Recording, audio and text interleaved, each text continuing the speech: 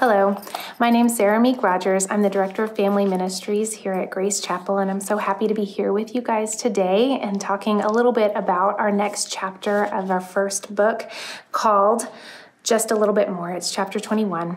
And in this chapter, we talked a lot about what it means to have enough and what it means to be enough.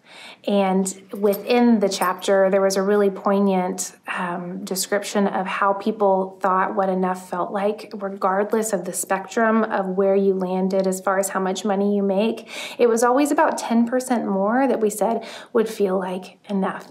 And man, that hit home. How often have I said that? Like, if we could just, this little bit extra would really make a huge difference. And probably it would make a huge difference for a little while until we get used to that little bit extra, and that becomes our bare minimum. And then at that point, what is enough? Because what seemed like enough however long ago, it now no longer feels like enough.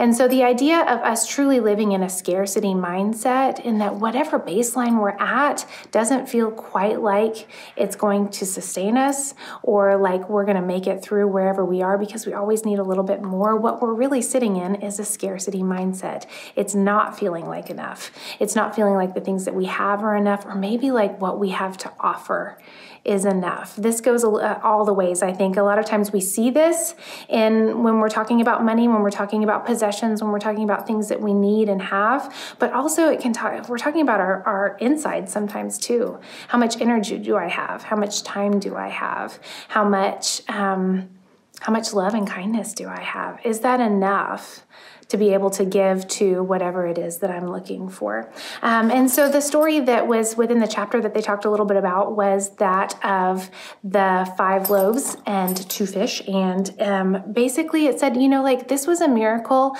of somebody being able to give just a little bit and it becoming more than enough. And why did that? Whoever it was, it says in a couple of the Gospels that it maybe was a different person. In a lot of the stories, it was talking about a little boy who gave over his lunch and thought, maybe that boy knew it was going to be plenty and knew what Jesus was going to do with it. And maybe that boy thought, this is worth it because of what Jesus is doing in my life. And so let me give this over to the work of the Lord and see what the Lord is able to do with it. And I think that is a really good reminder for all of us, is that whatever it is that we have, we can give it over to the work of the Lord and then see what it is that will happen. I always say that the reason that we give is that I can look in hindsight at what has happened when I did. And giving in whatever capacity it is. Have I served? Have I donated my time? Have I donated some extra things that we didn't need maybe? Have we tithed? Whatever it is, have I given? And then can I look back and go, man, look what God did, and also look how our lives turned out in the end, because in the end, it was enough. And so I want to encourage us today maybe just to look back and recognize the times that we have given, maybe even things that seemed very small, and seeing what it was that God was able to do with it and how our lives were in the process and how we came out of it.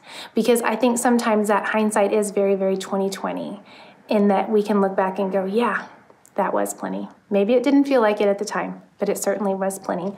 So I want to read for you the prayer that came out of the end of this chapter. At the very end, our author says, "May we allow God to open our hearts to a theology of abundance in this season of giving." And the prayer is this: Lord, help me share what I have, even when I feel that it's not enough. Help me trust in your provision and look for the good of others before my own good. Amen.